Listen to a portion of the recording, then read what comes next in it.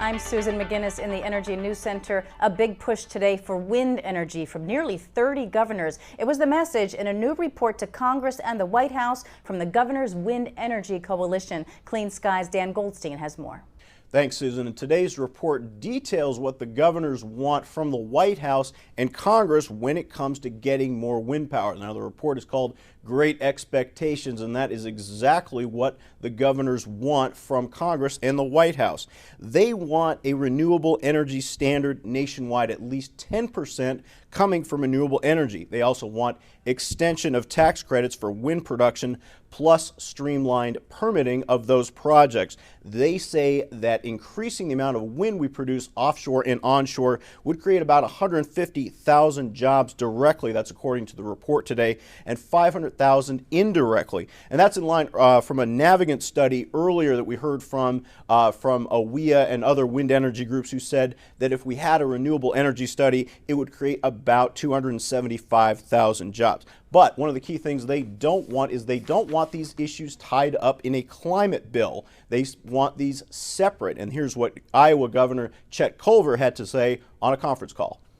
It's a much longer conversation when you're talking about trying to get consensus on climate change anywhere in the world right now. But there is consensus from 29 governors. We are talking about some very clear goals, the extension of the wind energy tax credits, for example, the loan program at the Department of Energy.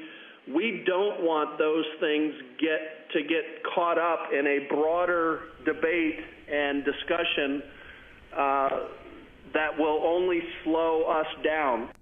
Now, one of the things that we heard from is they are adamant that permitting issues do not slow down investment. Rhode Island Governor Robert Carcieri was also on the call today, and he said that government needs to speed up the timeline for this permitting so investors can see a return. When you look at the process, because remember, MMS did not have a process in place for permitting offshore wind. You know, they have a process for offshore drilling for oil and natural gas, but they don't have a process.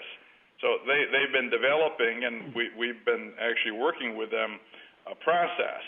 And then the second part of that is, but you've got to shrink the time frame because, you know, if you're going to get investors to spend money, they want to see that this thing is going to happen in the time frame which they get a reasonable return on their investment, not just be sitting on the sidelines.